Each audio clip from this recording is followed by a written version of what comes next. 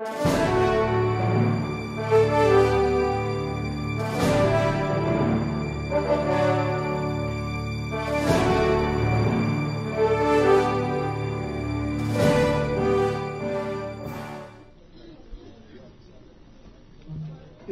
that document already marked for the parties? Photocopy na lang. Ito. Thank you, Your Honor. Thank you, Mr. Witness. No, is the document already marked for the parties? Please state it into the record if it was already marked for the parties. Mark, Your Honor. All right. The redirect? No redirect, Your Honor. I would just like to manifest, Your Honor, that the 7 titles involving the Marikina properties, the photocopies have been previously marked in evidence starting from Exhibit HH up to Exhibit NN. However, in the course of the marking, we requested the Defense Counsel if he is willing to stipulate that the photocopies are true and faithful reproduction of the original. And they answered that they would make the stipulation in open court. That's why, Your Honor, right now, I'm asking the Defense Counsel if they are willing to stipulate that the photocopies of the 7 titles are true and faithful reproduction of the original titles in the possession of the Register of Deeds of Marikina. Counsel? Not only willing to stipulate, Your Honor, we'll go on record as making the admission that they are the titles covering the 7 parcels, Your Honor. All right. Are you satisfied with the answer? Yes, very much satisfied, Your Honor. We don't want to have any technicality in the future. All right.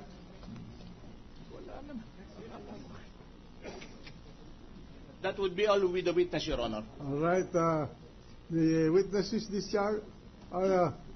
There's a member of the court who wishes to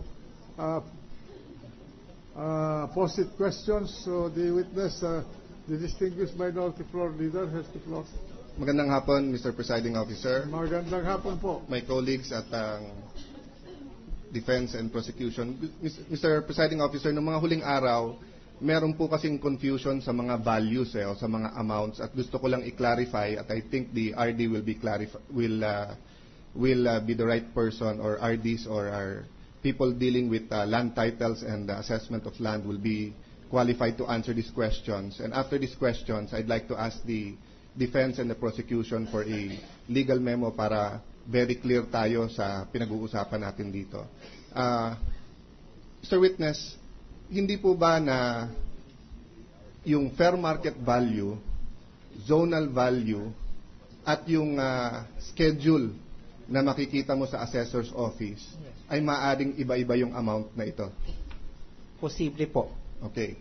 At sabihin niyo po kung tama interpretasyon ko, pero kung mali po, pakipaliwanag, no?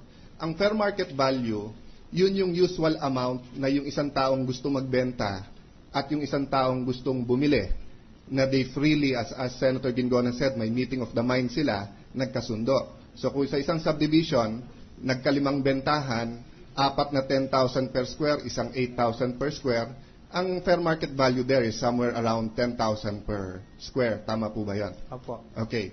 Ang zonal value ng BIR, nilalabas to ng BIR. Yes po. So, ibig sabihin, fixed na to.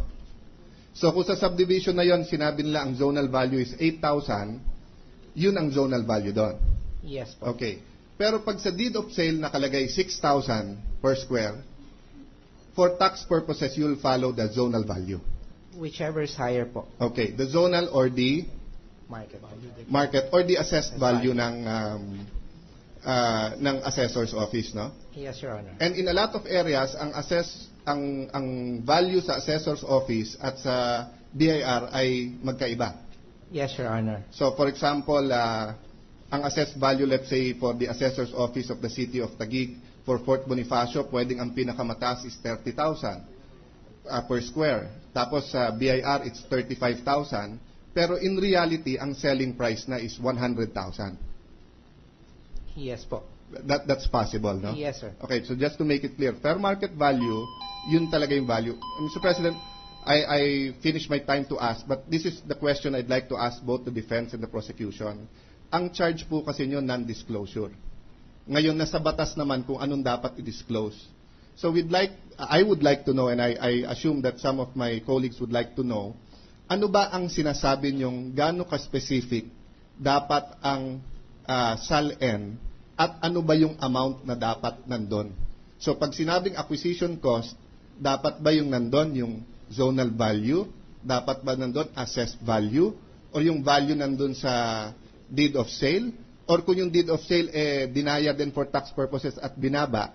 No? So I think these are points of law, Mr. President, as you ruled before. When it comes to points of law, we will allow the prosecution and defense to just either submit memos or argue it, Mr. President. But I think this will help us decide in the future. Dahil in the last few days, ayan ang pinag-uusapan natin.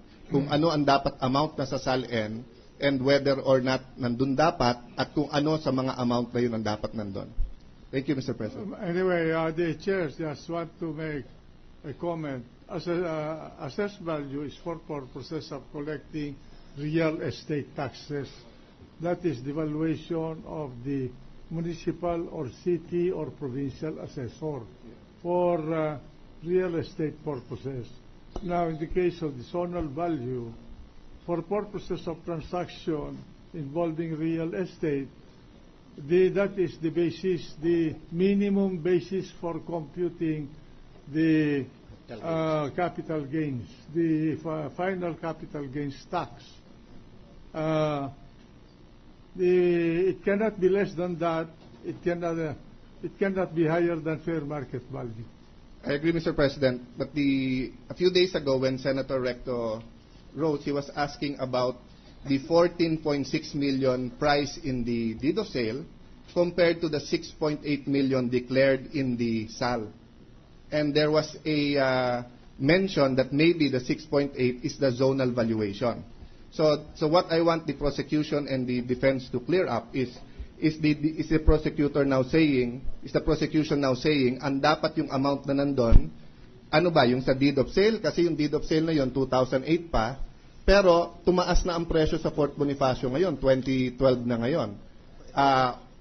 On the other hand, what is the side of the defense? No? Anong amount ang compliance na with law, Mr. President? And as you said in the past, Mr. President, points of law, we should not argue it, but allow the two parties to be the one to come up with their stand on each issue, Mr. President.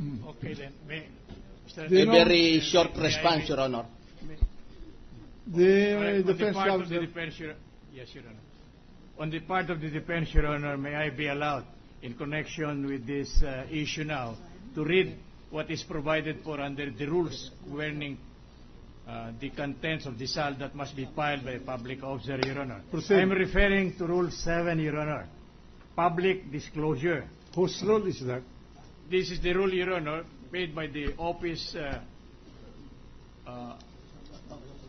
by the civil service, Your Honor, in connection with what the contents of the SAL is. That's issued by what Department of Government? Civil Service Commission, Your Honor. Civil Service Commission, okay. Yes, Your Honor. May I now proceed, Your Honor? Proceed.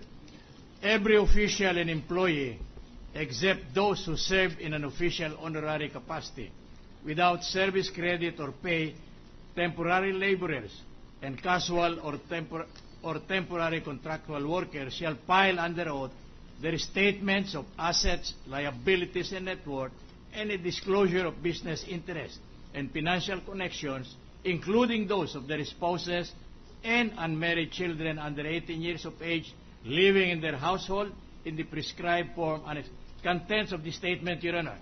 The statement of assets and liabilities and net worth shall contain information on the following. First, real property, its improvements, acquisition cost, assessed value, and current fair market value. I would like to state, Your Honor, that the filer has no alternative, Your Honor. All this must be stated as per requirement of these rules relative to the filing of the statement of liabilities. In other words, if the filer state merely the assessed value, that is not sufficient compliance. If he say acquisition cost, it is not, because the rules, the implementing rules require these matters to be stated in the very document to be filed, Your Honor. Now, insofar as whether the statement of assets and liabilities involved in this particular case involved, Your Honor, we have not gone this far, Your Honor, because if the court will remember, the introduction of evidence in connection with Article 2 merely refers to 2.2 and 2.3. So the only issue is, was there filing? There was no statement as to whether what was filed is in